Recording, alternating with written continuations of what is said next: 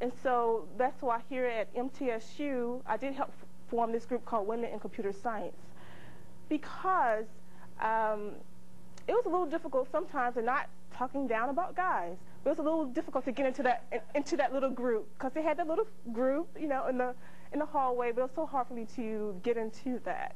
A lot of times the guys will help me one-on-one, so that was great. But I think I needed my peers, other women, and so I formed this group. Like I mentioned, it's called Women in Computer Science, and so our first meeting, we just started this summer. So this first meeting, we're going to have like a little banquet so that all the women can meet the professors and get to know each other.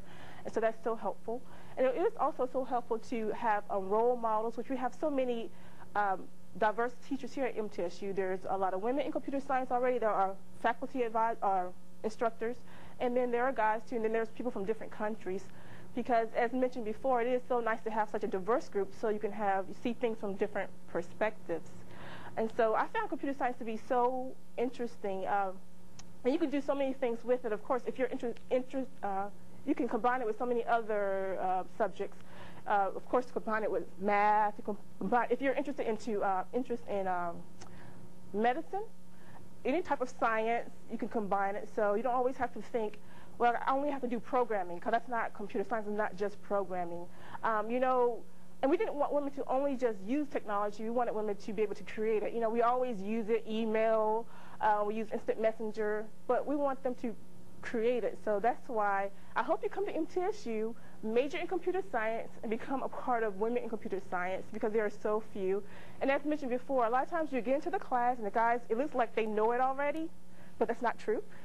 Sometimes they're faking it, sometimes not. Sometimes they have had a little bit more experience in high school because they took a lot of those courses, like the programming courses in high school, and they talk with their buddies. And so if you're thinking about doing computer science, don't be afraid to take those programming classes. Don't be afraid to, maybe you have to take it over, and also to persevere. If this is what you really want to do not give up. Because there have been many courses I had to repeat, and I thought, oh no, I'm never going to graduate, oh no. But what helped me was having other instructors to encourage me, like, you can do this, Julie, yes, and of course studying, and just persevering. So I encourage you all to please study computer science. You will find it much more interesting. And sometimes I never had like family support that says, oh yes, Julie, you can go ahead and do that. I was motivated internally to pursue computer science, and this is what I really want to do, so I'm not going to stop until I get there, until I can tell that computer to make some dinner for me, or that robot to do my laundry. That's what I want to do. That's it. Okay. Mm-hmm. Wonderful. Now we have Miss Eva Wright. I had a lot of coffee this morning, and I don't speak well in front of people, so if I start getting jittery, I'm going to blame it on the coffee. I'm going to start out with some really strong words, and I'm very sorry. I hate math. I'm really bad in science. When I was in high school, I did not intend to go to college. I was going to be a bohemian artist, backpacking through France, drinking lattes. The only reason I went to college is because I was 17 when I graduated, just because of the way my birthday fell, and it let me move out of the house legally. I had a bunch of friends, and I decided I could have a roommate and split up the rent and go to school, take a few classes. I figured, what subjects am I good at? Okay, I'm really good at English, really good at writing, really good at art. So I decided to be an art student. Then I thought this, and this is going to be, it's going to sound redundant, but you have to have a degree to be a scientist, to be a mathematician, to be an engineer. That's kind of a duh. You do not have to have a degree to be an artist. You do not have to have a degree to appreciate literature, to be a poet, to be a designer, fashion design, you know, that sort of stuff. You don't have to.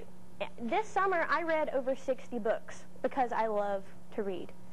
I paint all the time. For Christmas, I get excited. I get canvases, you know. When you think of it like that, you can still enjoy the right brain activities. But if you go to school for that. Not saying that's wrong. If that's what you want to do, then more power to you. You're going to have a hard time finding a job. And that's just the way it is. That's just the way it is. If you're really into drama, you can join a community group. If you're really into geology, you can't do that really on your own. You can have a rock collection. You can enjoy the jewelry that you wear. You can make jewelry. But it's hard to be a scientist or a mathematician or an engineer or a computer scientist or anything in these STEM fields without a degree. Like I said, I started out as an art major, and the only reason that I took a geology class was because I got a fun little blue piece of paper in my mail that said I had a high school deficiency. Why did I have a high school deficiency? Because I thought if I walked into a lab or into a math class, I would come out with boils and just pus all over the place. I failed geometry. I got a D in algebra, and I had to take geometry when I was a senior. That was really fun, being the old person in the back of the room when everyone else is not my age. And then when you introduce yourself on the first day, everyone else is, oh, I'm here and this is what I like to do. And I was like, I'm a senior, I failed. It's really embarrassing. So since I didn't take those classes in high school, there were so many times I thought about dropping out of college simply because I did not have that background. And it literally, you will be up until 2 and 3 o'clock in the morning looking at this trigonometry problem, crying, like, I don't get the square root. I don't understand. I tried it. I did it with a calculator. I asked my husband. I asked my mom, looking at the dog, looking for answers. And because I didn't have those classes, it made it that much harder. Now, if you don't have those classes in high school, that doesn't mean you can't make it. Don't beat yourself up over that. Just because, say, if you are a sophomore or a junior in high school and you've missed taking some of those classes, that's okay. That's why there's tutors. That's why you're in a classroom and you can form a group. I can't tell you, and it's some of my best memories of in my paleontology class, looking up fossils. Well, we had to know the genus and species of a jellyfish fossil. Jellyfish don't make good fossils. It just looked like a rock. And we stayed up until 2 o'clock in the morning deliriously laughing because we had a gallon of coffee. We had stayed up till 3 o'clock the morning before studying for a mineralogy test. But those are some of my best memories. I'm not going to say college is easy. It's hard. And my classes, I literally am the only female in my class. And unfortunately, I have had discrimination against me.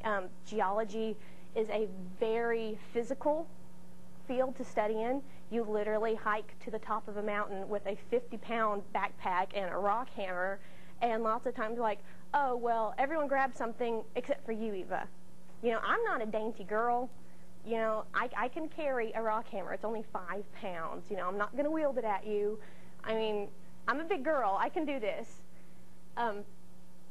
And now I'm working on my master's, which is really weird for someone who was an art student and didn't want to go to college in the first place. I graduated high school with a 2.7.